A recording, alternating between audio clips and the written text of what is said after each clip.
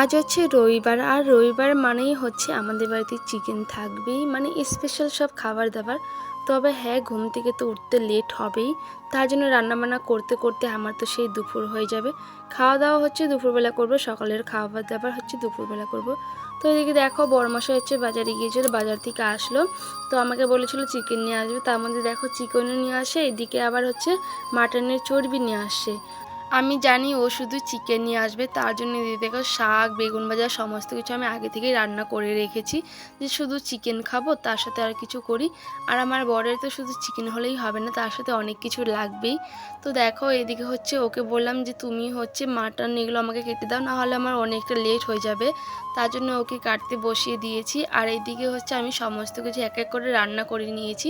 তো আজকে অনেক কিছুই রান্না করছিলাম, বেগুন ভাজা, শাক ভাজা, তারপরে হচ্ছে চচ্চড়ি করেছিলাম, কালকের মাছ ছিল যেহেতু।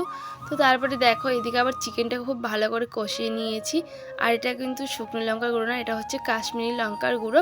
তো শুকনো লঙ্কা আমি বাটা দিয়েছি, মানে আমি চিকেন রান্না করলে সমস্ত কিছু বাটা মশলা দিয়েই করি, যাতে একটু গ্রেভি হয় আর খেতেও খুবই ভালো লাগে। তো দেখো এদিকে বরমশাইকে কষানো মাংস দিয়ে এসে আবার আমি রান্নার কাজে লেগে গেলাম। আর এখন বাজে প্রায় 12টা, মানে হচ্ছে আমার এখনও রান্না হয়নি, এখন হচ্ছে মাটন রান্না করব। আমাদের পাশের বাড়ি থেকে একজন ঘুগনি দিয়েছিল, তো ওটাই ঘুগনি দিয়ে মুড়ি খেয়েছিলাম সকালবেলা। আর হ্যাঁ, পাশের বাড়ি বলতে কিন্তু অনেকটা দূর না, আমাদের হচ্ছে পাশের ঘরেই, ওইখান থেকেই আমাদেরকে দেওয়া হচ্ছিলো ঘুগনিটা। তো ওটা দিয়ে দুজনে মিলে মুড়িটা খাওয়া হয়েছিল, তার জন্য একটু থাকতে পারছি। তো দেখো কথা বলতে বলতে এদিকে আমার মাটনটাও প্রায় কষানো হয়ে গেছে।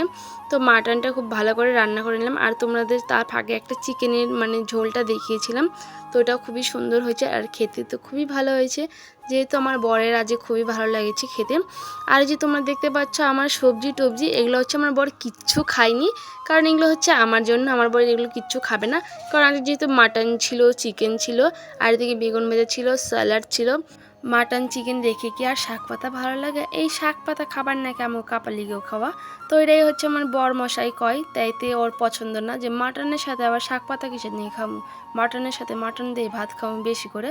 তো যাই হোক, আমার কিন্তু খুবই পছন্দ। তো লাস্টে তো আমি নিয়ে নিয়েছিলাম হচ্ছে মাটনের চর্বি।